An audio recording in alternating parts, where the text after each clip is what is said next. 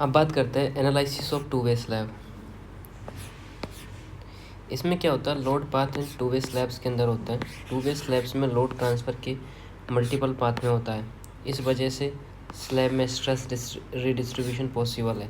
Reinforcement arrangement भी multiple तरीक़ों से हो सकता है। जैसे टू वे स्लैब एक प्लेट की तरह बिहेव करती है, जिसमें लोड एक ही डायरेक्शन में नहीं बल्कि कई डायरेक्शन में फॉलो करता है। अब बात करते हैं स्ट्रक्चरल बिहेवियर के बारे में।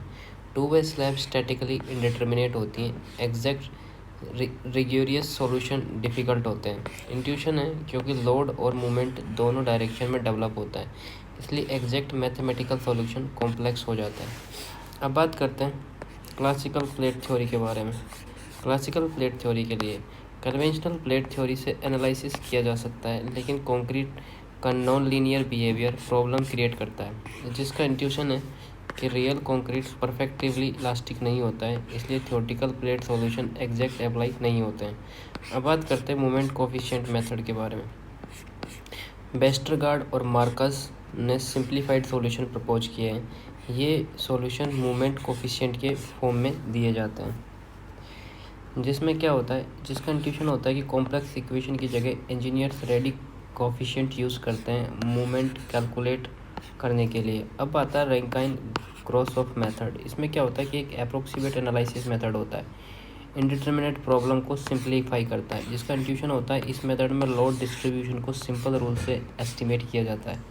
अब बात करते हैं मॉडर्न कंप्यूटर मेथड, जिसको मतलब होता है फाइनाइट डिफरेंस मेथड होता है या फाइनाइट एलिमेंट मेथड होता है, जिसका इंट्यूशन होता है computer analysis method complex slab shape और लोडिंग कंडीशन को इजीली सॉल्व कर सकते हैं।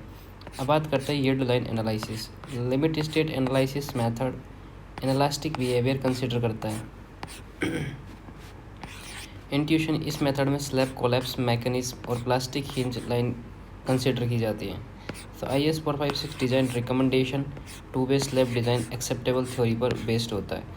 IS 456 close do keys describe करता है। पहला केस 1 आता है सिंपली सपोर्टेड स्लैब और दूसरा आता है कॉर्नर फ्री लेफ्ट। तो केस 2 के अंदर क्या होता है कि torsional restrained slab, corner restrained edge continuous और डिसकंटिन्यूस होता है, जिसका इंट्यूशन होता है कि स्लैब का बिहेवियर कॉर्नर सपोर्ट कंडीशन पर डिपेंड करता है, इसलिए डिज़ाइन अप्रोच भी उसके अकॉर्डिंग चेंज होती है। नेक्स्ट बात करते हैं uniformly loaded simply supported to way slab. ये क्या होता है uniformly loaded simply supported two way? पहला आता है रैंकाइन ग्रोसॉफ थ्योरी। ये क्या कहती हैं कि स्लैब को ऑर्थोगोनल यूनिट स्ट्रिप में डिवाइड किया जाता है और दो स्ट्रिप कंसिडर की जाती हैं, शॉर्ट स्पान स्ट्रिप पे और लॉन्ग स्पान स्ट्रिप पे, ठीक है। फिर क्या होता है कि लोड दो पार्ट में डिवाइड करता है, WX और WY, जिसे शॉर्ट स्पान और लॉन्ग स्पान बोला जाता है। फिर दोनों का टोटल रिलेशन निकाला जाता है, W बराबर WX प्लस WY। जिसमें इंट्यूशन की बात करते हैं तो स्लैब को इमेजिन करो कि वो परपेंडिकुलर बीम स्ट्रिप का ग्रिड है, जिसमें लोड दोनों डायरेक्शन में शेयर होता है। दूसरी चीज़ आती है basic assumption of the theory. इसमें क्या करता है सेंट्रल डिफ्लेक्शन डेल सेम होता है, शॉर्ट स्पान स्ट्रिप में लॉन्ग स्पान स्ट्रिप दोनों का मिड डिफ्लेक्शन इक्वल होता है। एडजेसेंट स्ट्रिप इंटरसेक्शन इग्नोर किया जाता है, जिसका इंट्यूशन होता है कि स्लैब को सेंटर एक ही जगह बेंड करता है, इसलिए दोनों डायरेक्शन के स्ट्रिप सेम अमाउंट से डिफ्लेक्ट करते हैं। अब तीसरा बात करते हैं डिफ्लेक्शन इक्वेशन। ये क्या होता है, ये एक शॉर्ट स्पैन ट्रिप होती है जिसमें डेल बराबर होता है 5/384 इंटू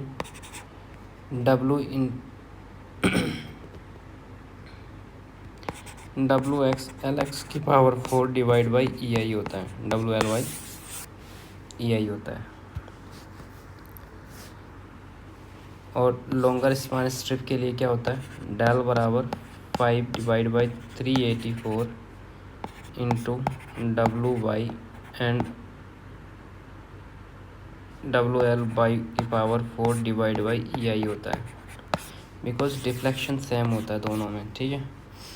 तो WX और LX 4 is equals to WY और LY की पावर 4 सेम हो जाता है।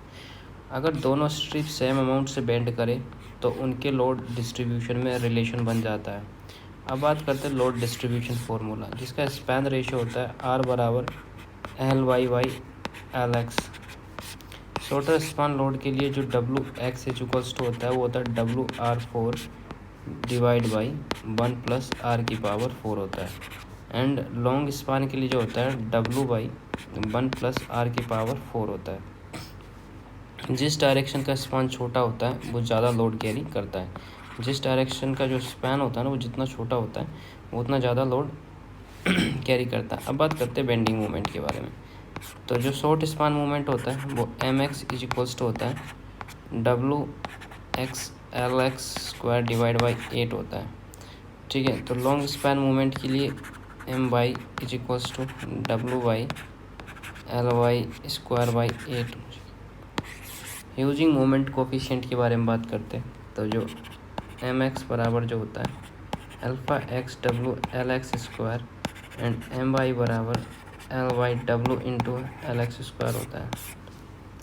इंट्यूशन की बात करें कि slab strip simply supported beam की तरह बिहेव करती है।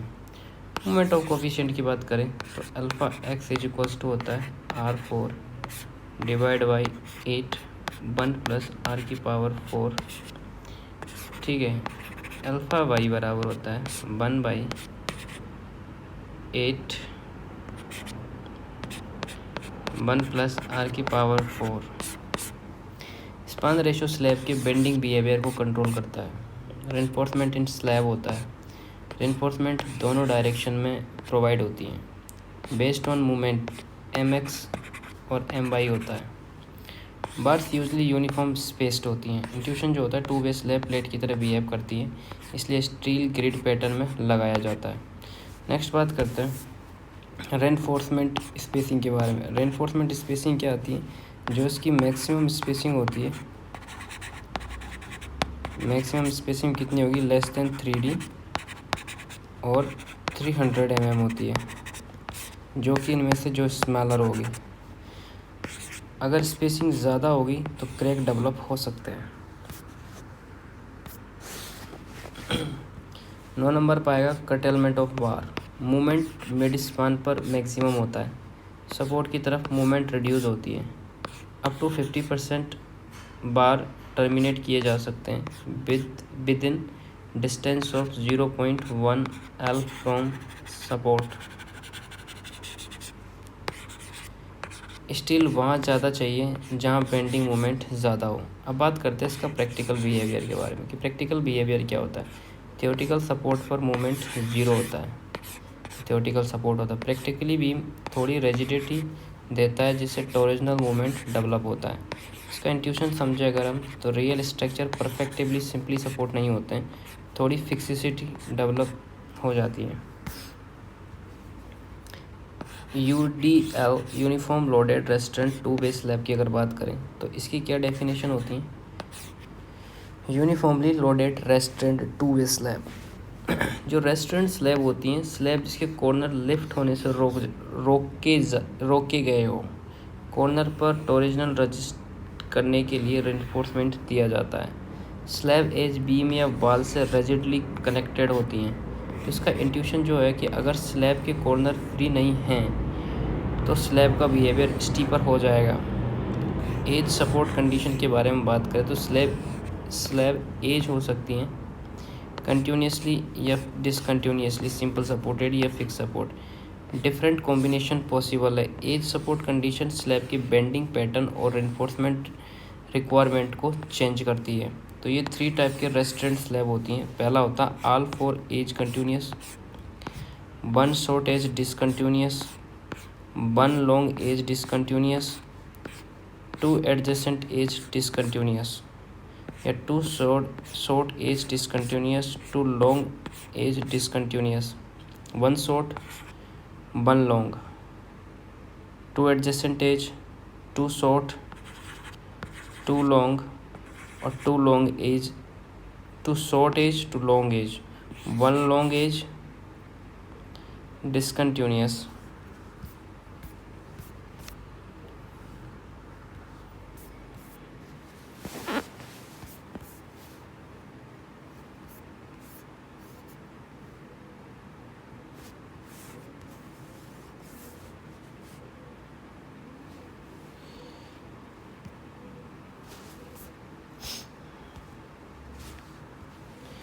नेक्स्ट होती है one short edge discontinuous, all 4 edge discontinuous. मतलब slab behaviour depend on which as beam या बॉल से कनेक्टेड है। इफेक्ट ऑफ कॉर्नर रेस्ट्रेंट के बारे में पढ़ें तो corner restaurant bending moment reduce करता है। जो कॉर्नर रेस्ट्रेंट होता है बेंडिंग मोमेंट रिड्यूस करता है। मिड स्पान मोमेंट कम हो जाता है, जिससे डिफ्लेक्शन भी कम होता है। जैसे फिक्स्ड बीम में मोमेंट कम हो जाता है, वैसे ही रेस्ट्रेंट स्लैब में स्टीफनेस बढ़ जाती है। अब बात करते हैं behaviour compare to the simply supported slab, जिसमें रेस्ट्रेंट स्लैब की बात करें तो स्मॉलर मिड स्पान पॉइंट होता है, स्मॉलर डिफ्लेक्शन पॉइंट होता है। Simply supported slab larger movement होता है और लार्जर डिफ्लेक्शन होता है। इंट्यूशन सपोर्ट रेस्ट्रेंट स्ट्रक्चर को स्ट्रॉन्गर बना देता है। डिजाइन मूवमेंट कोफिशिएंट की अगर बात करें तो डिजाइन मूवमेंट कोफिशिएंट अवेलेबल है, जो बेस्ड ऑन होता है elastic analysis approximate solution. IS 456 table use की जाती हैं डिज़ाइन के लिए। इंट्यूशन जो है कि कॉम्प्लेक्स कैलकुलेशन अवॉइड करने के लिए engineer 3D design table use करते हैं। प्रैक्टिकल स्ट्रक्चरल बिहेवियर की अगर हम बात करें तो बीम स्लैब को पार्शियली फिक्सिटी प्रोवाइड करते हैं, इसलिए real slab rarely perfectly simply supported होते हैं। इंट्यूशन की बात करें कि रियल बिल्डिंग में स्लैब और बीम एक रिजिड फ्रेम बनाते हैं, इसलिए एज यूजली रेस्ट्रेंट होती हैं। Methods of to way slab analysis की बात करते हैं।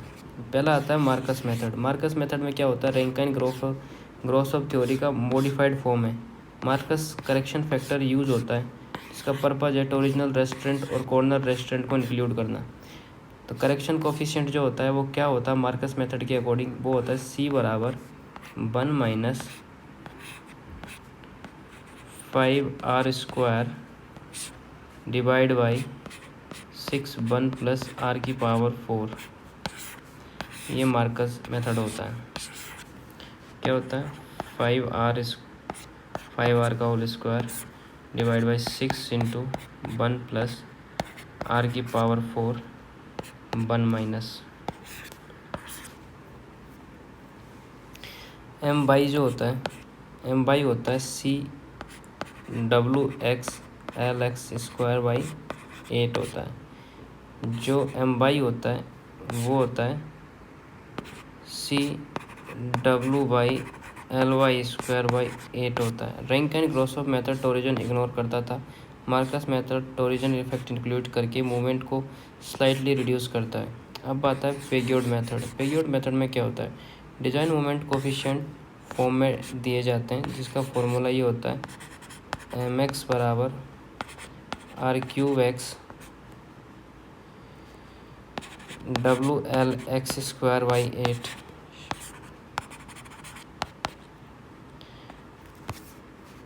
ये r³ नहीं है, r' है। And then r' by WL(y)² by 8 होती हैं। rx और ry वैल्यूज टेबल से ली जाती है। इंट्यूशन इस मेथड में रेडी मूवमेंट कोफिशिएंट दिए जाते हैं, जिससे डिज़ाइन कैलकुलेशन इजी हो जाता है। IS कोड मेथड IS 456 जो कहता है वो ये कहता है कि मूवमेंट कोफिशिएंट IS 456 टेबल में दिए गए हैं, बेस्ड ऑन होता है यील्ड लाइन थ्योरी और ये इलास्टिक एनालिसिस में। इलास्टिक थ्योरी पर बेस्ड नहीं है। इंट्यूशन की बात करते हैं तो IS code realistic behaviour consider करता है, जिसमें स्लैब कोलैप्स मैकेनिज्म भी इंक्लूड होते हैं। अब बात करते हैं रेनफोर्समेंट डिस्ट्रीब्यूशन के लिए। IS code assumptions bottom steel uniform distributed होती हैं, प्रोवाइड इनटू 2 ऑर्थोगोनल डायरेक्शन होता है। इंट्यूशन की बात करें तो स्लैब प्लेट की तरह बिहेव करती हैं, इसलिए स्टील ग्रिड पैटर्न में डिस्ट्रीब्यूट होता है। नेक्स्ट बात करते हैं स्ट्रिप डिवीजन इन स्लैब के बारे में। जो मिडिल स्ट्रिप की जो बिड्थ होती है वो बिड्थ कितनी होती है, वो होती है 0.75 स्पैन बाई 75% होता है। और जो एज स्ट्रिप होती है वो ईच साइड में जो होती है 0.125 स्पैन होती है, मतलब 12.5% होती है। स्ट्रिप डिवीजन इन स्लैब के अंदर जो मिडिल स्ट्रिप होती है 0.75 स्पैन यानी 75% होती है। स्लैब का मैक्सिमम मूवमेंट मिडिल में होता है, इसलिए मेजर रेनफोर्समेंट मिडिल स्ट्रिप में दिए जाते हैं। अब बात करते हैं top reinforcement at edge. Continuous edge पर टॉप स्टील दिया जाता है, एज स्ट्रिप में नेगेटिव मोमेंट रजिस्ट करता है। एज स्ट्रिप में नेगेटिव मोमेंट रजिस्ट करता है। कंटिन्यूसली सपोर्ट पर स्लैब अपवर्ड बेंड करता है, इसलिए वहाँ पर टॉप रेनफोर्समेंट चाहिए होता है। अब बात करते हैं स्ट्रेंथ रिक्वायरमेंट की। जो नेगेटिव मोमेंट कैपेसिटी होती है वो 4/3 इंटू पॉजिटिव मोमेंट कैपेसिटी होती है, जिसका इंट्यूशन होता है कि सपोर्ट रीजन में बेंडिंग ज़्यादा क्रिटिकल होता है, इसलिए वहाँ स्टील कैपेसिटी ज़्यादा रखी जाती है। एज स्ट्रिप पे 0.125 एल होता है, मिडल स्ट्रिप पे 0.75 एल होता है एंड एज स्ट्रिप पे 0.125 एल होता है। ठीक है, तो एज स्ट्रिप सेम होता है, मिडल स्ट्रिप अलग होता है। अब बात करते हैं movement coefficient in two way slab. तो मूवमेंट कोफिशिएंट की बात करते हैं, पहला आता है पॉजिटिव मूवमेंट कोफिशिएंट, जिसका सिंबल होता है alpha x plus short span positive movement, alpha y long span positive movement. अब इनके बिहेवियर समझ लेते हैं। Alpha y plus span ratio पर डिपेंड करता है। ये जो किस पर डिपेंड करता है, positive movement behaviour alpha y span ratio L Y L x पर डिपेंड करता है, और ये constant value for alpha y plus होता है। अब बात करते हैं फॉर्मूला फॉर अल्फ़ा एक्स की। जो अल्फ़ा एक्स जो होता है वो प्लस होता है as equals to 24 plus second 1 plus 5 N D square divide by 1000 होता है, वेयर एन डी जो होता है नंबर ऑफ डिसकंटिन्यूस एज होता है। Value of alpha x plus जो होता है एन डी बराबर जो होता है 0 होता है, जिसमें 0 से लेके 0.24 होता है। अब बात करते हैं एन डी 1, जहाँ पर 0.0275 होता है। दूसरा होता है एन डी 2, जहाँ पर 0.034 होता है। फिर आता है एन डी 3, उसमें 0.0435 होता है। एन डी 4 के लिए जो होता है वो कितना होता है 0.056। Alpha y obtained from the alpha x. तो कैसे ऑब्टेंड होता है, इसको ऐसे लिखते हैं alpha y plus equals to 2/9 3 minus alpha 18 alpha x plus CS1 CS2 divide by C1 plus C2। Meanings of subscript की बात करें तो शॉर्ट एज होता है, ये लॉन्ग एज होता है।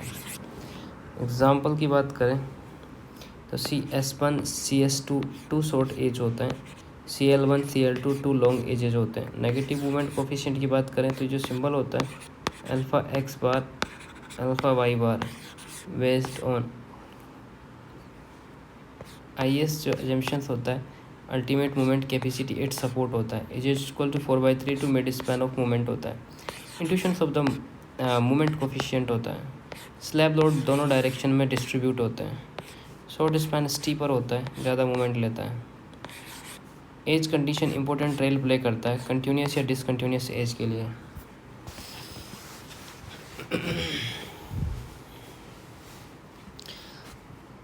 अब बात करते हैं रेनफोर्समेंट डिटेलिंग इन टू वे स्लैब के बारे में। बॉटम रेनफोर्समेंट की बात करते हैं जो positive movement slab movement steel के बारे में आता है। डिज़ाइन मूवमेंट की बात करते हैं तो MX plus alpha x plus WLX square होता है, MY plus alpha y plus WL square होता है। अब बात करते हैं इसके प्लेसमेंट पे।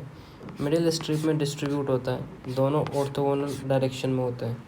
नेक्स्ट बात करते हैं एक्सटेंशन ऑफ बार। कंटिन्यूस जो एज होती है बार एक्सटेंड होती है अप टू 0.25 L तक।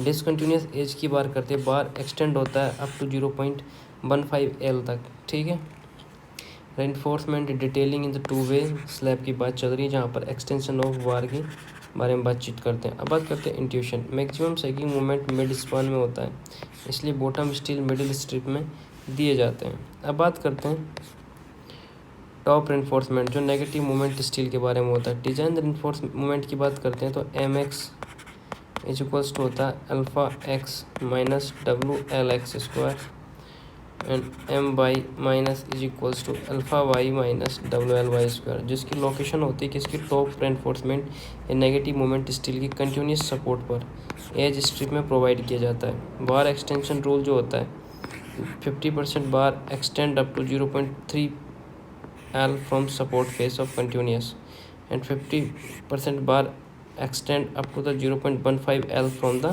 continuous support 0.15 L and 0.3 L. Support पर स्लैब अपवर्ड बेंड करती हैं, इसलिए टॉप स्टील प्रोवाइड होती हैं।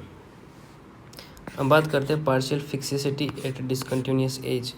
कभी कभी सपोर्ट पर पार्शियली फिक्सिसिटी डेवलप्ड हो जाती है, इससे टॉर्जनल मूवमेंट डेवलप हो सकता है। आईएस रिकमेंडेशन में टॉप स्टील प्रोवाइड करो 50% bottom steel at mid span. इसकी लेंथ की बात करते हैं 0.1 L होती हैं। इवन सिंपली सपोर्टेड एज कभी परफेक्टिवली हिंज नहीं होते हैं, थोड़ी रिजिड होती हैं, तो टॉर्जन डेवलप होता है उसके अंदर।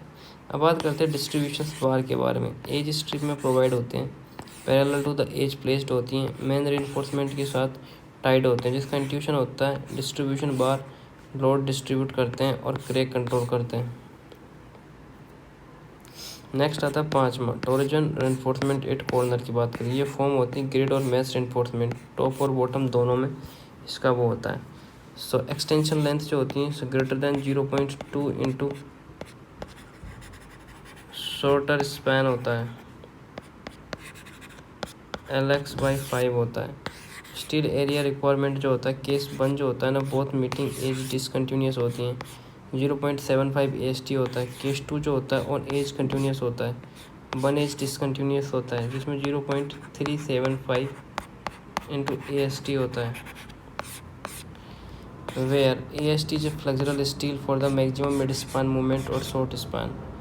Case 3 both edge continuous, torsion reinforcement not required. Then intuition, corner lift होने की टेंडेंसी होती है एंड टॉर्जन रेनफोर्समेंट कॉर्नर को होल्ड करता है। नेक्स्ट बात चलता है negative moment design and continuous supports. दोनों स्लैब के नेगेटिव मोमेंट सपोर्ट पर डिफरेंट हो सकते हैं, जैसे 456 रूल के according moment coefficient yield line theory पर बेस्ड होता है। नेक्स्ट आता है डिज़ाइन रूल। तो reinforcement design maximum negative moment के लिए करना चाहिए। अब बात करते हैं share in 2 way uniformly loaded slab. General जो बिहेवियर है, स्लैब नॉर्मली शेयर के बेसिस पर डिज़ाइन नहीं की जा सकती, जिसका रीज़न है share usually governing design criteria नहीं होता, जिसका इंट्यूशन होता है स्लैब थिन होती है और लोड लार्ज एरिया में डिस्ट्रीब्यूट होता है, इसलिए शेयर स्ट्रेस यूजुअली स्मॉल होता है। अब बात करते हैं load distribution at slab edge. Shear force distribution complex होता है। IS 45 अजम्पशन में शॉर्टर जो एज होती है वो ट्रायंगुलर लोड डिस्ट्रीब्यूशन में होता है, और लॉन्गर जो एज होती हैं वो ट्रेपेजोइडल लॉन्ग लोड में डिस्ट्रीब्यूशन होता है। तो load distribution at slab edge की बात करें तो क्या होता है इसके अंदर, शेयर फोर्स डिस्ट्रीब्यूशन कॉम्प्लेक्स होता है। IS 456 के अकॉर्डिंग शॉर्टर एज जो होती हैं वो ट्रायंगुलर लोड डिस्ट्रीब्यूशन होती हैं, लॉन्गर एज जो होती है वो ट्रेपेजोइडल लोड होती हैं। तो बाउंड्री लाइन की बात करें तो 45 एंगल पर अज्यूम की जाती हैं। अब इंट्यूशन की बात करते हैं, स्लैब प्लेट की तरह बिहेव करती हैं, इसलिए बॉन्ड दोनों डायरेक्शन में शेयर होते हैं। अब बात करते हैं critical section for the share के बारे में। तो डिस्टेंस जो होता है critical share support face D distance पर होता है, जिसका इंट्यूशन होता है शेयर क्रैक सपोर्ट के पास डेवलप्ड होती हैं, इसलिए क्रिटिकल सेक्शन सपोर्ट के नियर होता है। नॉमिनल शेयर की बात करें तो नॉमिनल शेयर वही होता है टाउ B बराबर BU/BD, जहाँ BD 100,000 यूनिट होता है, जिसकी condition tau B minus K tau C होता है। इफेक्टिव डेप्थ फॉर स्लैब की बात करते हैं एवरेज डेप्थ यूज होती है D = DX प्लस DY/2 होता है। अब बात करें स्लैब में रेनफोर्समेंट दोनों डायरेक्शन में होती है, इसलिए एवरेज डेप्थ आउटसाइडर की जाती है। अब बात करते हैं मैक्सिमम फैक्टर शेयर, इसका फॉर्मूला होता है BU बराबर WU 0.5 LXN D। LXN जो होता है क्लियर शॉर्ट स्पैन होता है। मैक्सिमम शेयर सपोर्ट के लिए डेवलप्ड होती हैं, मिड स्पान 0 पर होता है। तो क्या है BU = WU 0.5 LXN minus D होता है। नेक्स्ट बात करें शॉर्टर एज होता है वो ट्रायंगुलर लोड होता है, लार्जर एज जो होता है वो ट्रेपेजोइडल लोड के अंडर डिस्ट्रीब्यूशन होता है 845 डिग्री लोड ट्रांसफर लाइन के लिए।